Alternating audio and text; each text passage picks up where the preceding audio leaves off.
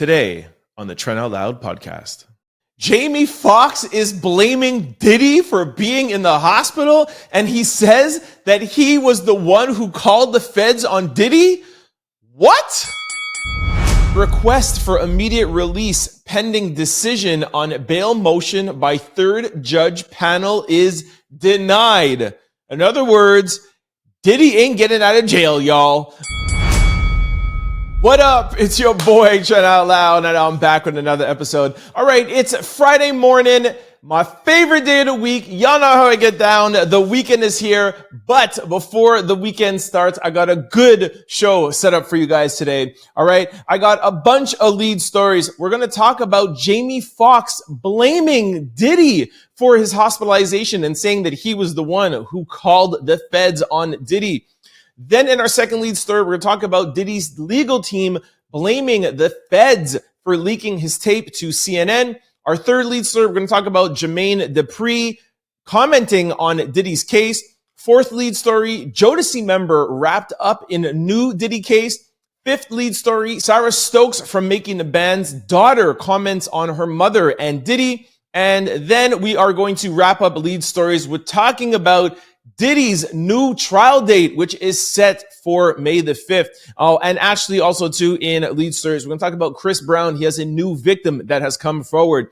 Then when we're done with lead stories, I got quick news for you. We're going to talk about Dr. Dre, Jennifer Lopez, and J. Cole. After that, we're going to close out the show as we always do with question of the day and a little bit of sports news. Y'all know what time it is. Turn your TVs, your radio, or your devices up. I'm about to start this show. Let's go. Request for immediate release pending decision on bail motion by third judge panel is denied. In other words, Diddy ain't getting out of jail, y'all. The Second Court U.S. Court of Appeals has handed Sean Diddy Combs another loss, but he still has his main request pending before the three-judge panel. All right, I just wanted to throw this in here quickly before we get into the Jamie Foxx story, because I know everyone wants to know and everyone's talking about it. So, yes, Diddy has a trial date for May the 5th. We're going to talk about that in a couple of stories, but just wanted to follow up on a story that I talked about yesterday where Diddy has a new appellate lawyer, and she's the best in the country. Well, she got denied yesterday, all right?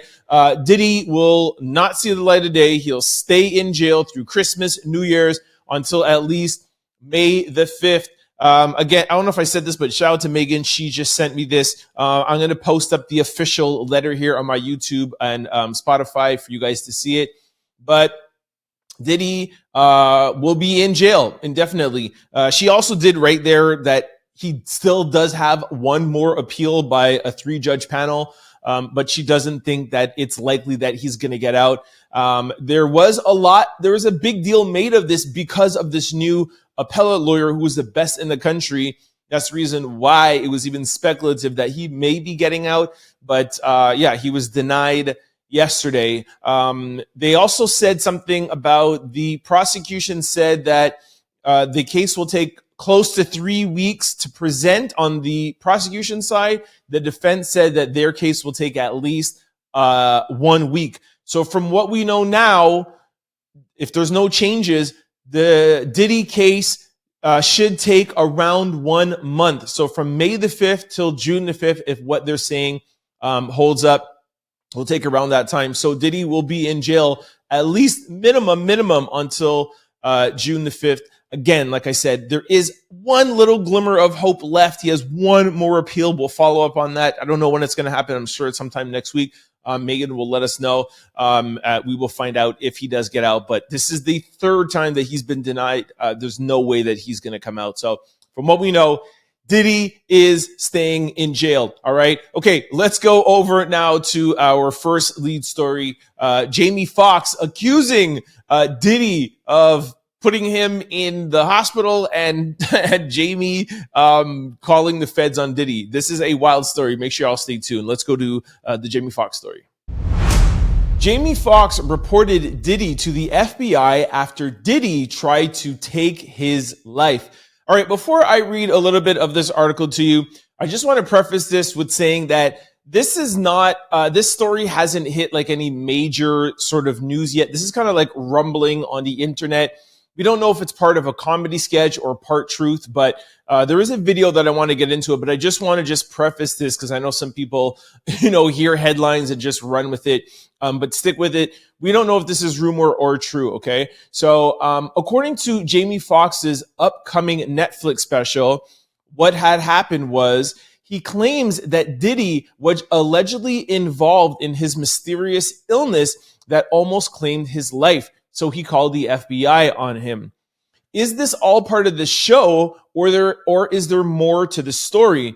Jamie's disappearance and sudden reappearance and Diddy's jail time has fueled intense speculation. So let me give you guys some context before I play this clip from an insider. Jamie Foxx mysteriously got sick. I don't remember. I think it was last year. Remember? And there was all these reports that Jamie Foxx is in the hospital. We don't know what's happening to him. Some people say that he was on life support. We don't really know. And then a couple of months later, he just came out and said, hey, thanks for my prayers and thanks for everybody on my side. So if y'all remember that, right? We still don't know what happened to Jamie Foxx. There was one little video that I played a couple of months ago where he was, I don't know, like in LA saying that he got a headache and he took a pill and he doesn't know what happened to him. But other than that, we don't know. So he apparently is going to tell us what happened on this Netflix special. So we have an insider that has some info about this Netflix special. But what people don't know yet is we don't know if it's part of his comedy sketch or it's also some truth. We all know Jamie Foxx is a comedian, right? Or maybe some of you don't know. Jamie Foxx, his origins are stand-up comedy. Yes, I know a lot of you know him as an actor or Academy Award winner, and even a lot of you might remember him when he in his music days, an R&B singer.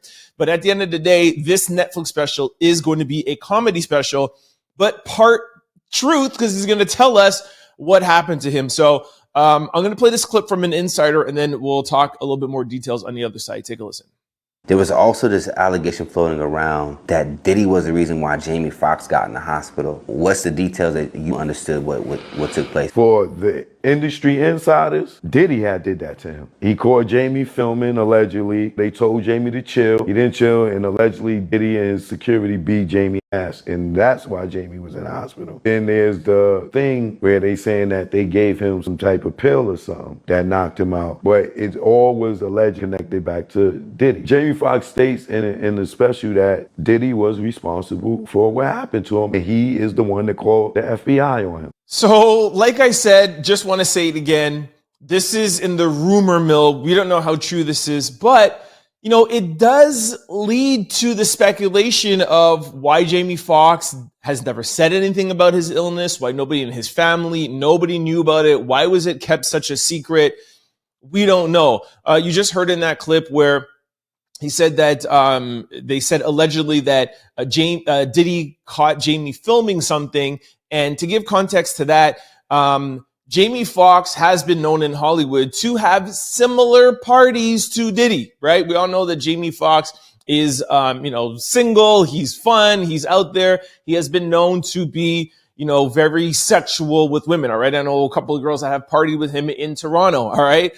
So it's not far-fetched, and Jamie and Diddy have been tight for years, right? And they have been at each other's parties. So it's not far-fetched to say that that Diddy and Jamie Foxx were partying one day, and maybe Jamie was filming something or they did something, and you and your boys or you and your girls have gotten into fights over things sometimes. So maybe they got into a fight and something happened to Jamie. It's not far-fetched because both Diddy and Jamie roll in a similar circles, and they definitely have been known to party with lots of women. So this is not super far-fetched. And like I said, the fact that we haven't heard the reason why Jamie was in the hospital or what happened to him, it leads to the speculation.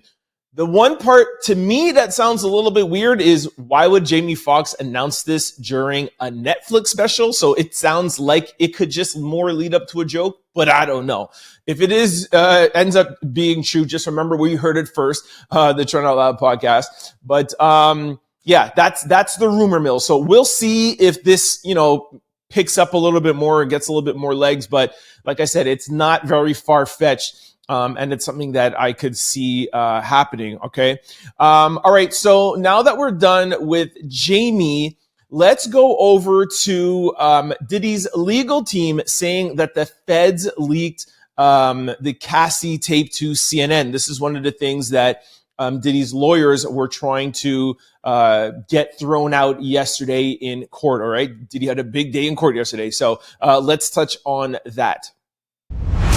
Diddy and his legal team believe the feds orchestrated the leak of Cassie's assault footage to CNN, accusing the feds of misconduct in his case.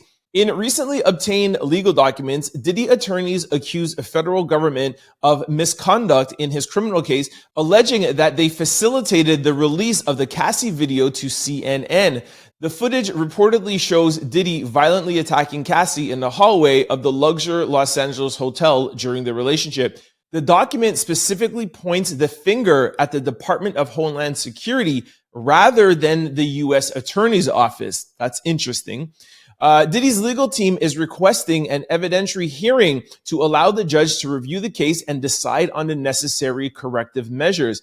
Additionally, the documents accuse federal agents of excessive force during the raid of Diddy's Los Angeles and Miami homes, including that Diddy's children were handcuffed during the operation.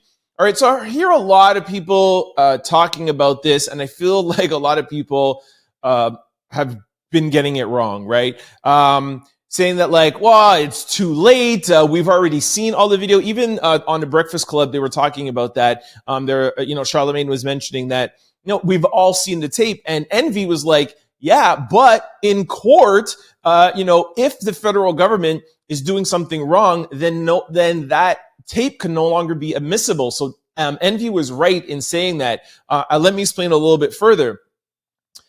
One of the reasons why the racketeering and the court case is so firm is they have Cassie, right? There's a lot of civil suits that are going on right now, but in the actual indictment, in the criminal charge, the one victim is Cassie, okay?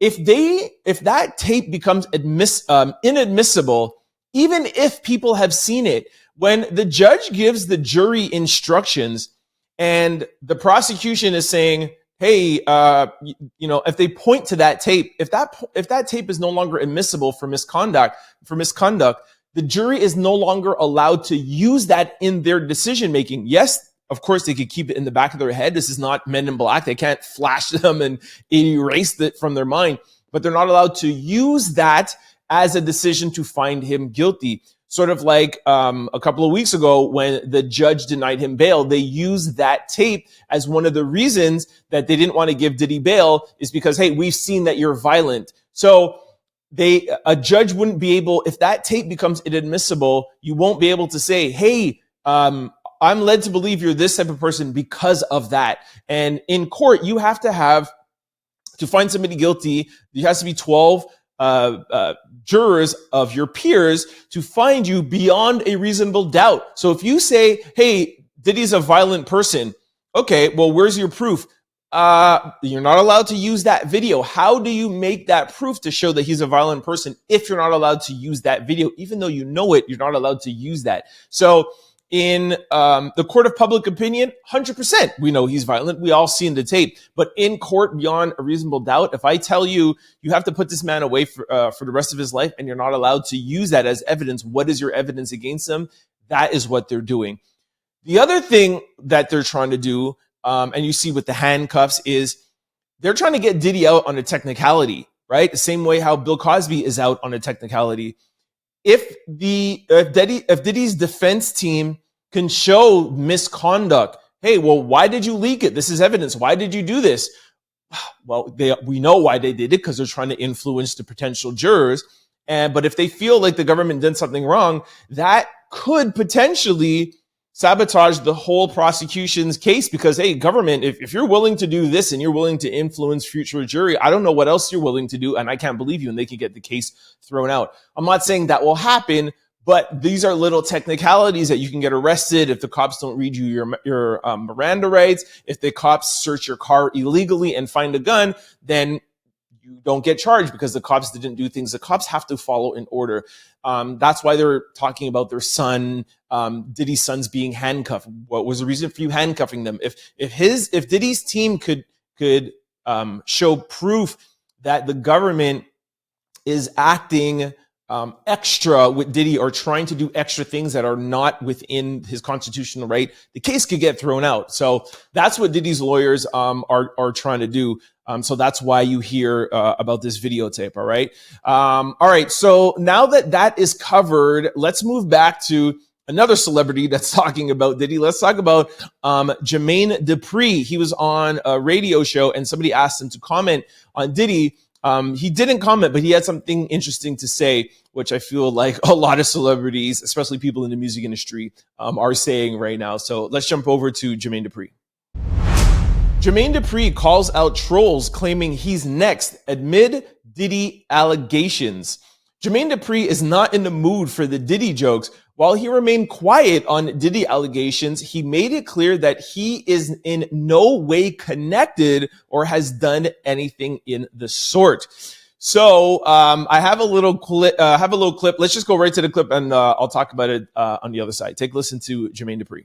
You have any comments on what's currently going on with Diddy? No. The one comment that I do want to make is that I posted a kid singing. And then I seen people saying stuff like, you next, da-da-da-da. And I just make sure that people understand, like, I don't play them type of games. So this goes back to the same thing I've been talking about for weeks, how the music industry is about to take the biggest change that's ever taken place in the history of music because of Diddy.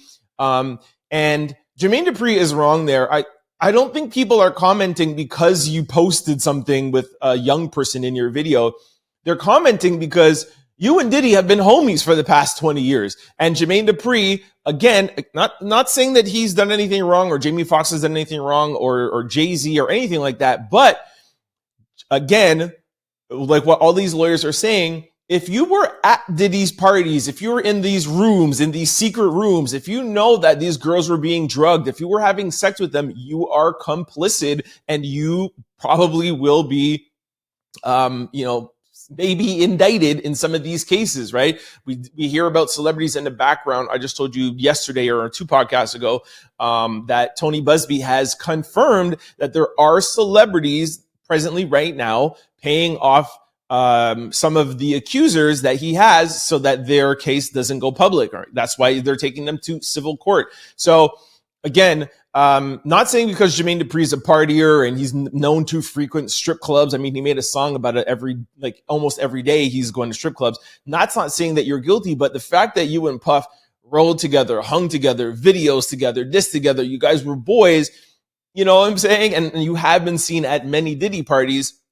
It's not that you were necessarily as bad as Diddy, as the kingpin orchestrating everything, but if you took part in it and you were aware that these things were happening, that's why people are saying you're next. And that's why I am saying that the music industry, like if the government wins this and these civil suits and these celebrities don't pay people off and all of these things get exposed, it's going to be the biggest scandal in entertainment history in the however long the entertainment industry has been around. So I know these celebrities are tired of hearing they're next, but that's what people are meaning when they say that, Mr. Dupri. Let's go now to another celebrity who is being accused and is wrapped up in the Diddy case. Jodeci, DeVante from Jodeci. And what a lot of people may not remember is Jodeci was one of Diddy's first groups at Uptown Records with Andre Harrell, right? So Diddy, before he had Bad Boy, he worked at Uptown Records. I think one of his first projects was actually Jodeci, Jodeci Remix, if I'm not mistaken. So Jodeci, Mary J. Blige, like Diddy was a producer at first, right? So again, not saying just because you hung with him that you're guilty, but that's what comes with the territory, man. And that's why 50 Cent and Cat Williams said, when Diddy says he wants to party, you got to tell him no. So let's go to Jodeci. Jodeci member DeVante Swing accused of prostituting one of Diddy's alleged victims in amended sexual assault lawsuit. Jodeci's DeVante was recently added to one of Diddy's ongoing sexual assault lawsuits. As we previously covered, a woman named Lisa Gardner filed a civil suit against Diddy and the singer Aaron Hall back in 2023, accusing the men of pumping her and her friend with drugs and alcohol before taking turns R-rating them back in the R-wording them back in the 90s. In a recent amendment to the suit, Gardner claims DeVante Swing, who worked closely with Diddy at the time, was the one who set her up to be abused in the first place and was present during the assault, but he never intervened. Again, like I said, if you were around, if you know about it, you didn't stop it, you are going to be wrapped up in this case. And Diddy hung with everybody, all right? An excerpt from the recent court document obtained by Rolling Stone magazines reportedly states, unknowns to Mrs. Gardner at the time, the defendant Swing was in the room when the assault took place and did not take steps to prevent the abuse from occurring. The other woman who was allegedly assaulted by Diddy and Hall added that Swing was leaning against the wall or furniture or something, watching whatever Diddy was doing to Lisa. Gardner also alleged that DeVante was acting as her co-guardian at the time, as she was 16 years old when the incident happened and he was 21. That is crazy. Again, this is all alleged, but I don't understand all this co-guardian, co-parenting. Remember I told you guys a couple of podcasts ago how Diddy was Usher's legal guardian at the time, and Justin Bieber was, his alleged, guardian, or Diddy was Justin Bieber's alleged co-guardian. Like, all of these guardians and things happening, it's just a mess. I keep telling you guys day in and day out, this stuff is just crazy. These allegations are crazy. I will say, though, on the other side, to be fair, that I would like to see more criminal conversations talking. If DeVante Swing was definitely involved in this, if he was supposed to be someone's co-guardian and he's bringing somebody to a studio and he's seeing these things happening, okay, fine. Sue civilly, get your money. Like I said, I can't tell somebody who's a victim how to feel, but hey, get your money, but also go to the police. You know what I'm saying? Like, this is a crime. Anyways, let's now jump over to Sara Stokes. This is an interesting piece of information that I found yesterday. If you guys remember Making a Band, it was Diddy's, most famous thing he ever did on MTV. Y'all remember sending him over to get Junior's cheesecake. If you guys remember, Sara Stokes was a member of Making the Band, and her daughter posted something on Instagram just yesterday that I came across. I want to tell you guys about it. Take a listen. My mother, Sara Stokes from MTV Making the Band, has a story coming soon. She posted a picture with her and Diddy, and on the picture she captioned, "My mom was stronger." And that's it. Like, who knows what is going to come from that? A couple of people in the comment section were like, yo, what, wasn't Sara married? Wasn't her husband there all the time? And her daughter answers, yes, he was, but he wasn't there all the time. And that's the reason why Diddy didn't want him around. And I don't remember that happening in the show, where I don't remember Diddy saying that her husband couldn't be there. I remember them having some creative differences, but who knows what Sara is going to come out with. A couple of people from Making the Band has come out and spoke already. I've covered that, I think last week or the week before. But this is yet another person. Again, we don't know if it will be sexual. We don't know what she's going to say. But we have another member from Making the Band that might come out and say something about Diddy, and she's leaking the information by way of her daughter.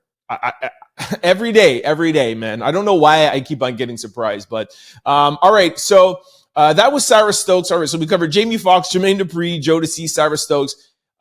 Let's get now to Diddy's trial. Diddy has an official trial date, but there's speculation that, from people that do not think that is actually going to hold up. All right. So we'll talk about that. And then after that, we'll talk about Chris Brown. Chris Brown has something to do with Diddy, but there's a victim speaking out about Chris Brown. So just stay tuned. I got 2 more stories before we go to quick news, and you're going to want to hear them. All right. Let's talk about Diddy's trial.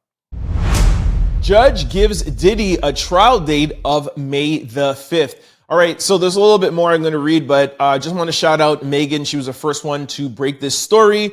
Y'all know my homie Megan. She is a trial. A trial journalist covering Diddy and covering Young Thug. She's out here always sending me stuff so I can get it to you guys quickly. So shout out to Megan.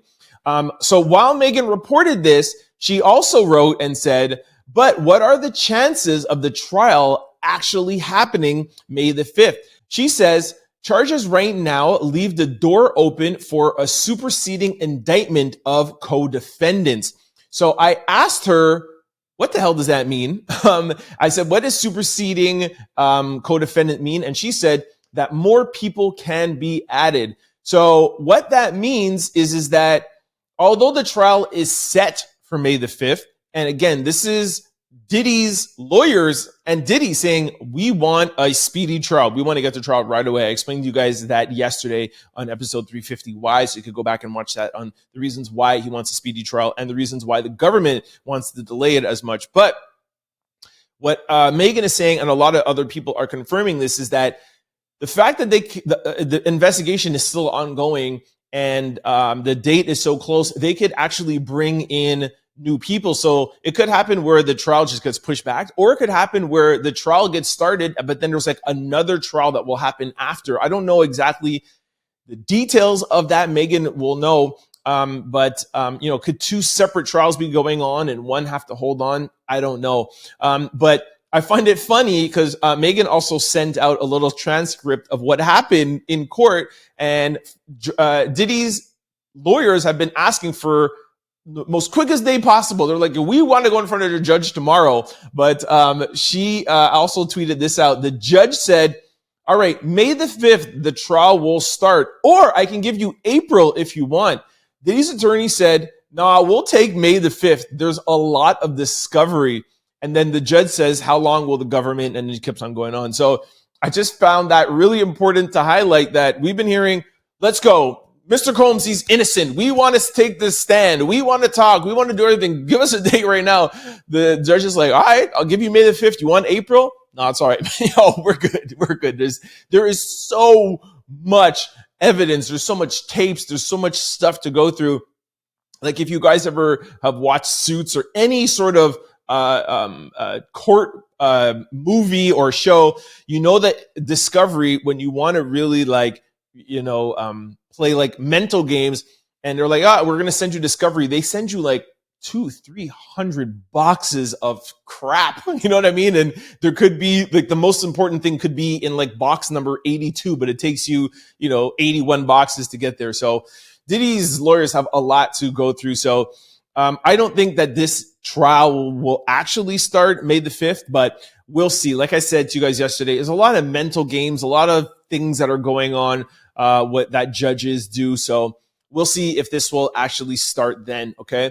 All right. Let's jump into this Chris Brown documentary that might turn into a case, but I found it really interesting and I want to tell you guys about it. Let's jump over to Chris Brown, his new documentary, and his new accuser. Chris Brown, alleged victim, speaks out ahead of documentary.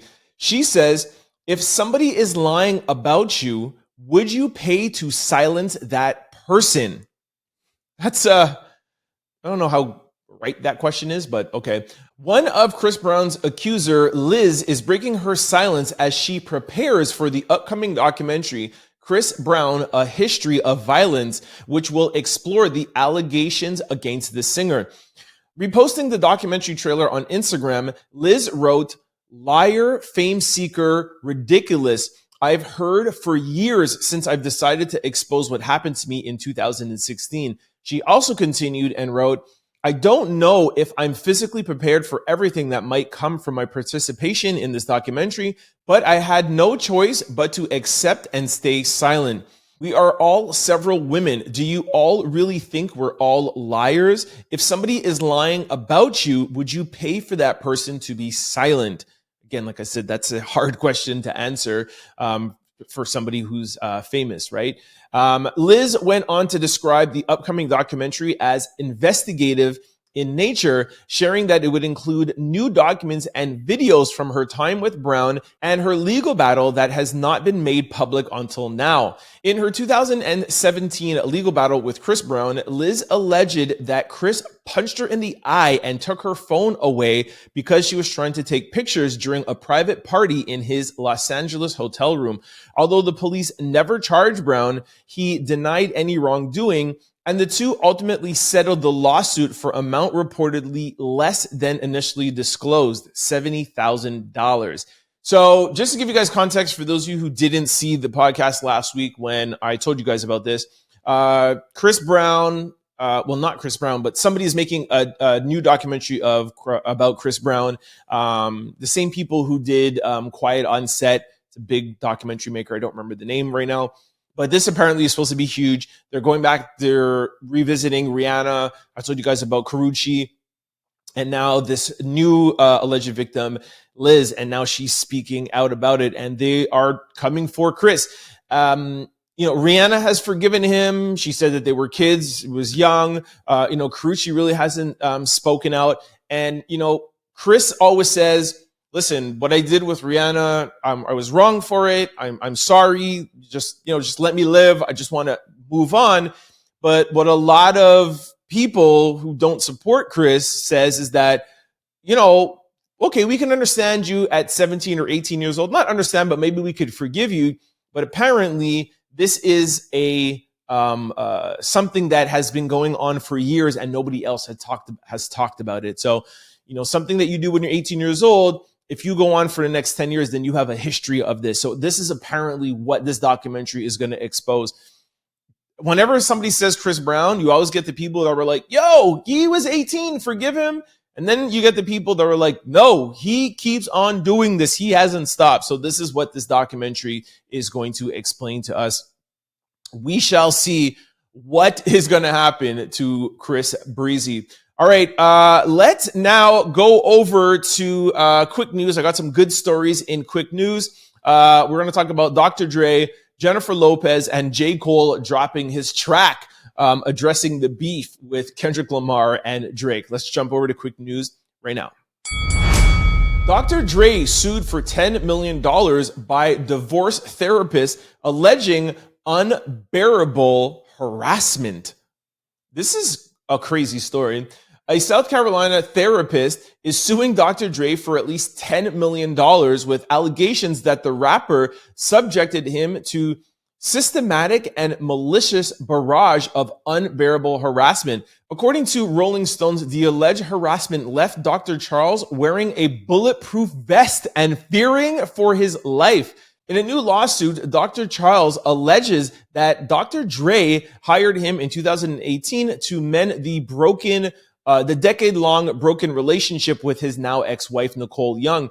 Dr. Charles said he worked diligently and independently and fairly to help the former couple resolve their dispute. And despite ceasing communication with Dre, the pair reached a settlement in their divorce in 2021. However, Dr. Charles claims about 14 months later, Dr. Dre started texting him out the blue with allegations that he was acting inappropriately.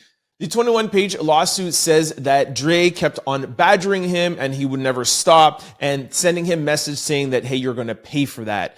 So there's not too many details on why Dre was mad at this doctor. I don't know really what's going on here. We all know that Dre had one of the worst divorces in the history of Hollywood. Him and his wife really went at it. I think it was more like a year or 2 years. It was very well documented. And as you guys know, Dre does have a history of abuse with his wife. So I don't know how the therapist is getting involved. Maybe he feels like the therapist, was taking her side and maybe helped him. That's what it more seems to me. If Dre is mad at this therapist and was sending him threats, if this is true, that maybe he was like, hey, you helped her out on her side. You were supposed to help us reconcile, and we ended up getting divorced, and I had to lose millions of dollars. So maybe he's blaming him. I don't know. This is a wild story. Jennifer Lopez admits Ben Affleck divorce almost took her out for good. She says, I almost did it, but now on the other side of it, I think to myself, that is exactly what I needed. Thank you, God. I'm sorry that you had to do this to me so many times. I should have learned from the other 2 or 3 times ago. I get it. You had to hit me really hard over the head with this effing sledgehammer. You dropped the house on me. Don't have to do it again. I don't know what this means. This breakup almost took me out. And then she starts off her tweet. I don't know if this was a Twitter on Instagram or whatever, but she said, I almost did it. So I don't know what that means. If J-Lo was thinking about, y'all know I can't say the S word on YouTube, but thinking about causing permanent harm to her life. I think that's what that means. I think people, should maybe check on her. Seems like she's in a bad place, but I definitely do like the other things that she said, where it's like, I should have learned this the first or second time, but now you've taken a sledgehammer and hit me over the head.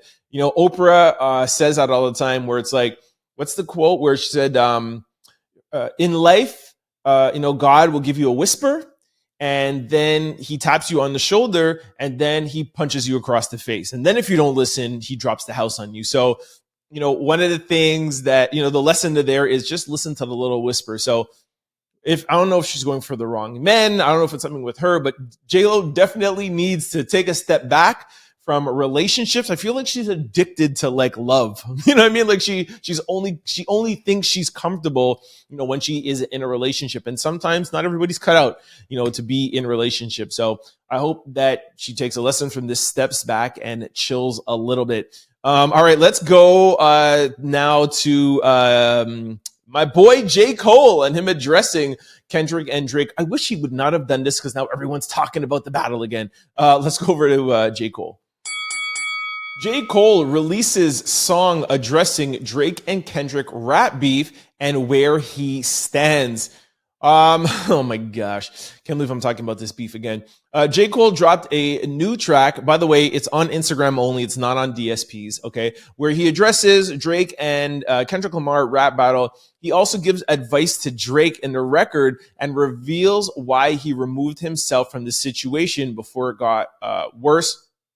There is one of the lyrics here. I thought I took a snapshot of it, but I don't have it. Where he says in one of his bars, something like, I had to, here it is. He said, I pulled the plug because I seen where that was about to go. They wanted blood. They wanted clicks to make their pockets grow. I wouldn't have lost the battle, dog. I would have lost a bro. I would have gained a foe. I thought that was a hard lyric for sure. People are saying that they don't think that he would have won the battle. But I guess for him, this is, J. Cole. He always just wants to be, just let his feelings out, let his emotions out, be, get his mental right. So if this is what he needs, fine. But I didn't really need to hear this. We all know why you bowed out. You told people why. Some people are going to drag you for it. Some people are not. Like I said, that last line is dope, because, at least now he's saying that, at least I could be friends with both of these guys, because if I went in that, I would have lost a friend, and I didn't want to lose any of these friendships. So, outside of hip hop, I can understand that. That's grown, that's mature, and I like that for J. Cole. But, the rap guy in me would have loved to have seen J. Cole in there. And I think the dynamic of that rap beef would have totally been completely different. Not to say that Cole and Drake needed to gang up on Kendrick, but Kendrick came for both of them, right? So it's kind of cool. The other side of me does like that it was just Kendrick and Drake, but anyways, shout out to Toronto, shout out to Canada, all right? Shout out to Drizzy. For those who didn't know I was Canadian, yeah, I'm still Team Drizzy, all right? Let's go to question of the day now, right? I got a great question of the day. What is a food that smells bad but actually tastes good? Let's go over to question of the day. All right, so today's question of the day. What is a food that smells bad but actually tastes good? Teflon Don says eggs, unfortunately. I don't feel like eggs really smell that bad. They might smell bad when you cook them, but they don't actually like smell bad. I'm assuming that this is like smell bad from the jump, but I guess so. It could be smell bad at any point. Somebody said, whoever said chitlins got to get strangled. Okay, I don't know what that means. Somebody said onions have questioning. What? Onions will have you questioning if somebody is cooking or needs a shower. I don't feel like onions smell bad, really. I mean, I know they make you cry, but I don't feel onions smell bad. All right. Coop the Juice said something that I cannot read, but I'm sure you guys could gather. Something about a female. Tawana Owens said, Lay's chips, open the bag and tell me if it doesn't smell like a fart. What? Okay, I'm gonna do that. I'm not a big chip guy. Well, I am, but I'm not. If it's there, I'll eat chips, but I'm not like going out for them. Somebody said Brussels sprouts. I don't know why I'm drawing blanks today. Drawing blanks today. Do Brussels sprouts smell bad? I don't know. Broccoli, asparagus, Brussels sprouts, and cheese. See, now cheese smells bad. Most cheese smells horrible. Somebody said broccoli and fish. Yeah, broccoli does stink. Somebody says y'all have to stop eating chitlins. Somebody said tuna. Yeah, tuna stinks, man. Tuna out the can is gross. But it's not like it really tastes good. And that's another thing. The question is, forgot to mention this. The question is something that smells bad but tastes good. You can't tell me that broccoli, asparagus, Brussels sprout tastes good. You know what I'm saying? It has to be something that smells bad and tastes good. Cabbage doesn't taste great. Tuna doesn't taste great. So all of these answers are not good so far. Somebody said jackfruit sometimes, broccoli, boiled eggs, cabbage, blue cheese. I love the smell of blue cheese, actually. Wow. Somebody said African food. King Cuts said African food. African food smells beautiful. All of them spices and just. All right, another person said broccoli. No, cabbage. Somebody else said something about a female. A lot of chitlins. All right, you guys failed. Somebody said curry. Curry doesn't smell bad. It only smells bad when it gets in your clothes, but the actual smell of curry is beautiful. All right, you guys failed at this because you're only saying food that smells bad. You're not mixing it in with something that tastes good. So I'm going to ask you guys to comment below or send me a DM. Let me know, listen to the question. Let me know of a food that smells horrible but tastes amazing. I want something that like smells bad but tastes like caramel, or something that tastes like chocolate. That level of good. I can't think of one, but I'm sure somebody in the comment section below or somebody will send me an email. And you guys have the whole weekend to think about it, all right? It's Friday, so y'all let me know in the comment section below. All right, this brings us to sports news. ESPN hires former NFL MVP Cam Newton as a First Take regular. Yo, shout out to Cam Newton. Content creator, YouTuber, podcaster. I'm saying we are the future of entertainment. I keep telling y'all. ESPN is adding former NFL MVP Cam Newton to its signature weekday series First Take.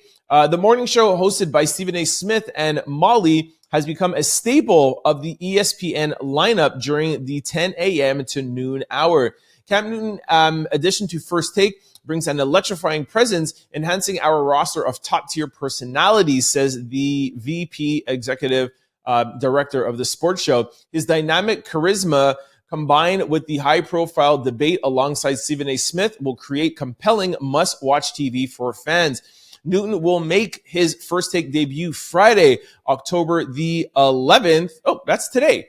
During a live taping at Tennessee State University as part of the program's HBCU Roadshow. All right, so really happy to hear about this. Like you guys know, I'm always riding for my content creators, my YouTubers, Shannon Sharp, Cam Newton. I really feel like Stephen A. Smith had something to do with this because Stephen A. Smith desperately wants to get out of the TV world and build his podcast and YouTube channel. I feel like this is just another way to bring somebody in his fold. But I don't say that in a bad way. I say that in a good way. He's smart because he knows that's where the future is headed. So he is putting himself in good company and in good circles. So shout out to Stephen A. Smith. All right, that is the show. Thank you very much for hanging with me this Friday. Thank you very much for hanging with me all week. We had another record-breaking week. Amazing new subscribers, amazing new views, likes, comments. Thank you, everybody, all the new people to the channel. Thank you, thank you, thank you. The past couple of weeks have been amazing. So welcome to all the new people to the Trying Out Loud podcast. All right, before I let you guys go, just want to remind you of all the ways for you to keep up with the show. For those of you who are watching on YouTube or listening on podcast platforms, please try to check me out Monday through Friday from 11 to 12 on CFQR600.com or 600 AM on your radio if you are in the Montreal area. We do play the Trend Out Loud podcast, but we mix in 90s and 2000s hip-hop and R&B. I select the music, so you know it's going to be dope. But it's a good way to just, take a break throughout your day, get your entertainment and viral news while listening to some dope music. Vice versa, if you're used to listening to this podcast on CFQR 600 and you can't always catch the show from 11 to 12, we understand you're busy, you got things to do. You can always check out our podcast because we upload every show on YouTube or podcast platforms. Just go to your desired site, type in Trend Out Loud, the show will pop up. Don't forget to hit the follow and subscribe button so that you can be notified every time we upload a new show, and we upload daily. If you're like me and you like to watch your podcast, you want some visuals, there's YouTube, but also Spotify now supports videos. You can check us out on Spotify. You can check me out on any social platform. It's always Trend Out Loud. Don't forget to follow the production company, Exo City Media, on Instagram. And lastly, for those of you listening on CFQR, stay tuned. Do not touch that dial. Don Smooth is coming up with the midday mix, and he's always dropping the heat, especially on Fridays. He's going to get you guys amped up and ready for the weekend. Make sure you guys have a great weekend. Take some rest. Get recharged for the next week. And I'll see y'all on Monday, man. Peace. Don't forget to like, comment, and subscribe. It's your boy, Trend Out Loud. Peace.